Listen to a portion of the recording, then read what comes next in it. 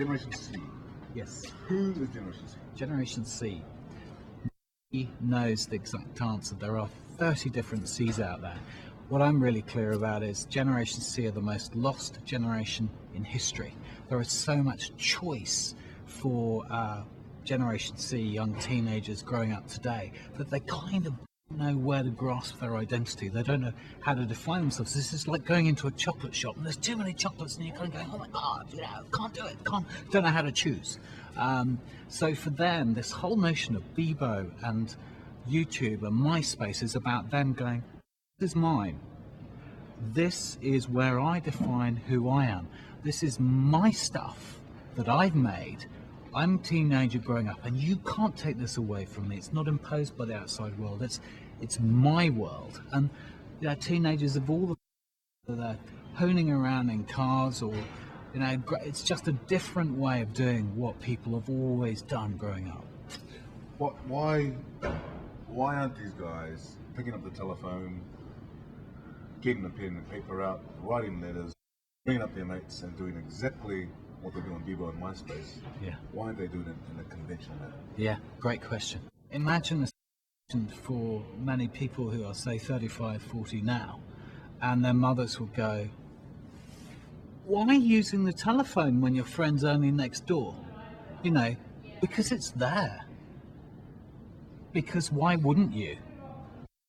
Technology is there. It's a question for us because we're not used to growing up with it. Work with Generation C a lot as I do. They often don't want to talk. They want to text. They want to email. That's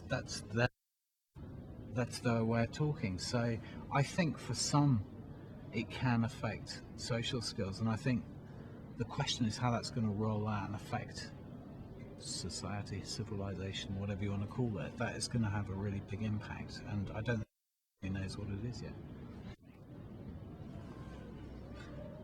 I'm brainwashed, I think we can get a bit too uptight about some of this stuff. It's just new stuff.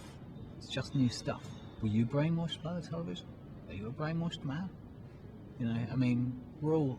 So it's the same sort of question being asked of, oh my God, on the internet, oh my God, they'll all be...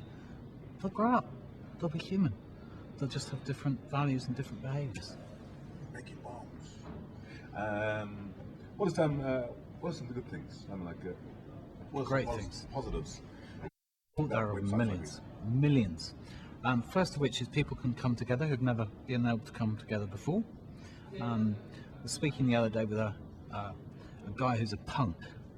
I used to think he was a bit alone being a punk, but now he can find all his other punk buddies up in town. So it's a way of bringing together people who have similar interests that perhaps used to be hard to find. It's a way, as you know, the whole music scene has changed because you can network and find people who are like-minded much more readily. So I think the whole positive side of social networking is enormously powerful. I think we're going to see groups of people coming together in the 21st century internationally and doing stuff that we can't even imagine now. So like any technology, is a really huge price and a massive. So it's going to be incredibly exciting to find out where all this goes. Generation C. After Generation C, there'll be, I think we'll see people who, everything goes in cycles, right? We're going to have all these people who are uber connected, who are, Generation X was all about individualism, and Generation C is ironically all about collectivism. So I think we'll see a return back to people being more individual. All this community, all this social and stuff, it's very much about people coming together. I think we're going to see a reaction, as you always do. Everything goes in cycles, where we're going to have a generation that comes through and they all want to be individual and they don't want to be networked and they don't want to be going into communities. They want to be themselves. We might even see a backlash in the internet. Might even see a restoration of traditional relationships as being cool. Everything goes in cycles. So who knows?